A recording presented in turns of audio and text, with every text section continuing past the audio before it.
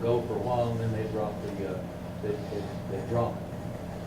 And they're villainizing the senior citizens as being people that have exploited Medicare.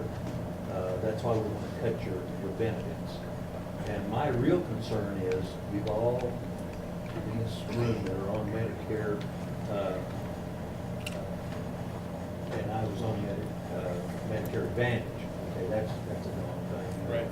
But they're going to force us into Medicaid, which is of course funded by the state, which cannot afford that.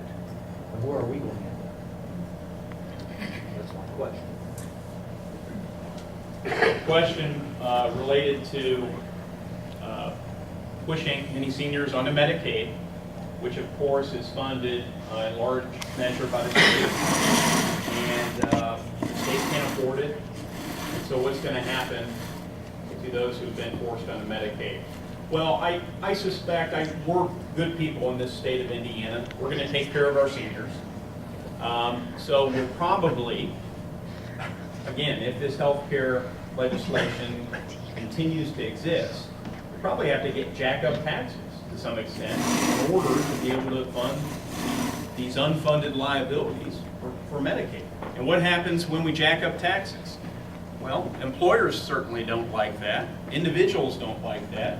Those that can move may move at some point.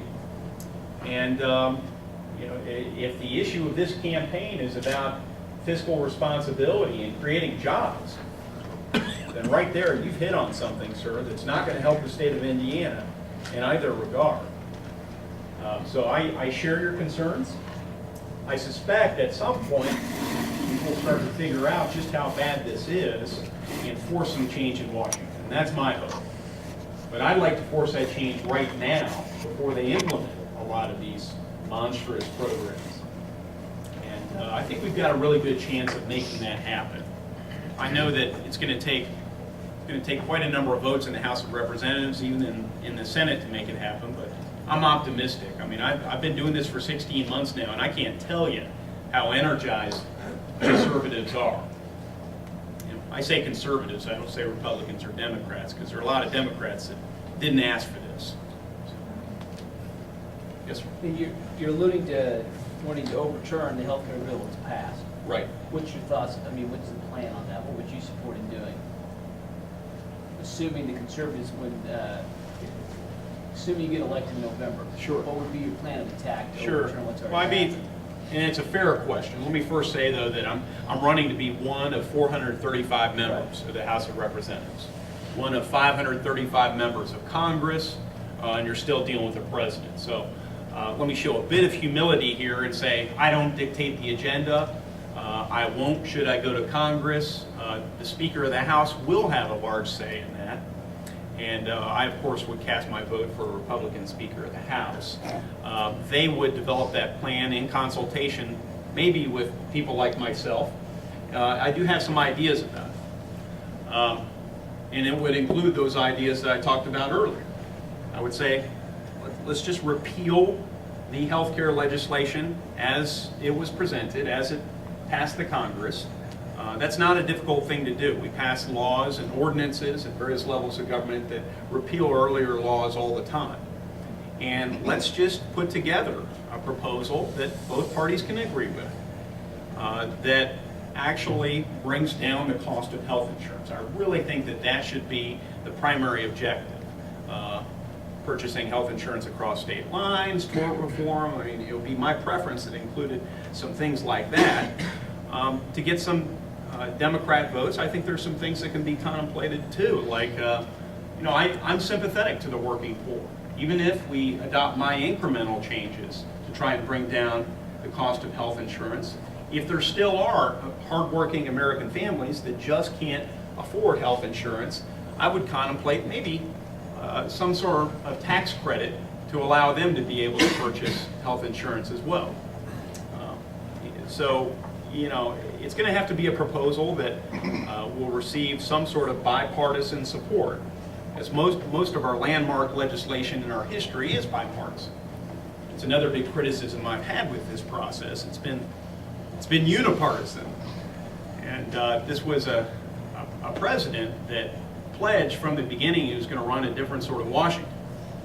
And we just haven't seen that. So I guess, in short answer to your question, sir, is I'll be part of a larger movement that tries to reach some sort of consensus as to, you know, a different approach, a more market-friendly approach. Okay, and that was the real question I wanted to ask you. Are you looking at something that's going to be more market-based, or is it going to continue to be governmental and federally based, but just a different way to regulate? No, it would be more market-based. Okay. Right now we have a health insurance system, as you know, that's really employer-based. Your employer offers you a health insurance benefit. If you're self-employed, you have to go out and buy your own health insurance.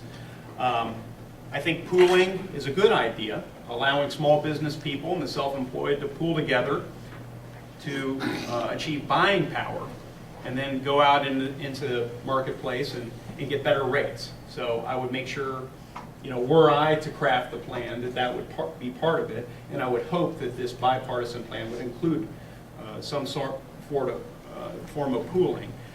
Health savings accounts, medical savings accounts, these are also a great market-friendly solution to many of our healthcare challenges. Some of you are familiar with these. Health savings accounts, also known as medical savings accounts, allow people to take a portion of their income, put them in this little bank account, and then that little bank account will pay for whatever predictable medical expenses a person might have during a year. If they break their arm, if they get a cold and it gets out of hand and they have to go to the doctor and have these things treated, it comes out of that account, which is not taxed. Then at the end of the year, if there's money left over, all of you would have the ability to pull that money out. You'd be taxed on it like you are the rest of your income, and keep it. So what's the benefit of that sort of system? Well, it gives everyone an incentive to value shop for your health insurance, because someone else wouldn't be paying. You'd have a real incentive to ensure you get real value for your money. It also gives you an incentive to take care of yourself, because the more you take care of yourself, the more money you're going to have at the end of the year. So I would hope that that sort of market-friendly solution would be part of it as well. Now, of course, if you get a heart attack, you're not going to have enough money in that little kitty to pay for it. So that's why these health savings accounts are paired with a regular insurance plan, a high deductible plan that isn't very expensive, but it pays for those, you know, catastrophic sorts of conditions like heart attacks. And that gives you some window into the sorts of things that I would hope would be in that plan. And I already talked about health status insurance, Correct. Another market-friendly solution. Thanks. Yeah. I Yes, read sir. an article in the newspaper out of this district to where the IRS is going to run this health plan and not the health department.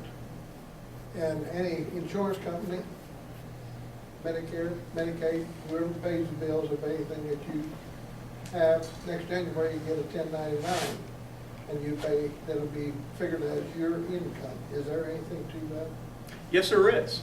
I mean, so if you require that employers have to pay for health insurance, if there's some sort of mandate here or a penalty on the back end, even if you don't just eat the penalty as an employer, instead you actually buy the health insurance, well, you've got to prove that you purchased that health insurance. So either your employer proves it to the IRS or the individual employee proves it in with their tax form. And you need a whole different set of government officials, bureaucrats if you will, to check to make sure you have health insurance. So this is a jobs plan for would-be IRS agents. Not where I think we need to be growing jobs right now. Yes. Speaking of the IRS, where do you stand on tax policy? The question was, and I think you said it loud enough, I'm a Marine, so I like to boom it out. The question was where I stand on tax policy. And I have a number of concerns about our current tax system. First of all, it's just so darn complex. I mean, it's mind-numbing to comply with it. And those compliance costs, in terms of stress, time, and expense, are a real concern of mine. So that's one of the problems I've got. Second, the tax rates. Right now, our taxes are structured so that